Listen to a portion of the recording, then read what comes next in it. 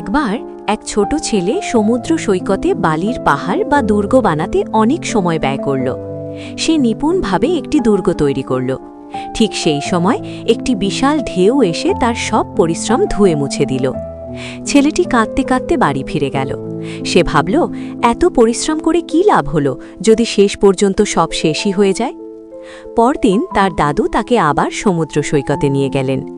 এবার তারা দুজন মিলে বালির দুর্গ বানালেন, কিন্তু এবার তারা বালির দুর্গের চারপাশে একটি ছোট নালা খুঁড়লেন। তাতে তারা অল্প জলও ঢেলে রাখলেন, যাতে ঢেউ সরাসরি দুর্গে আঘাত করতে না পারে। কিছুক্ষণ পর বড় ঢেউ এলো।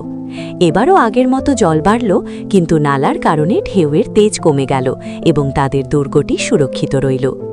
দাদু হেসে বললেন, জীবনটাও ঠিকই সমুদ্রের মতো, নানা প্রতিকূলতার ঢেউ আসবেই। তুমি যদি সেই ঢেউয়ের সাথে লড়ার মতো মানসিক প্রস্তুতি আগে থেকেই তৈরি না করো, তবে তোমার পরিশ্রম বিফলে যাবে।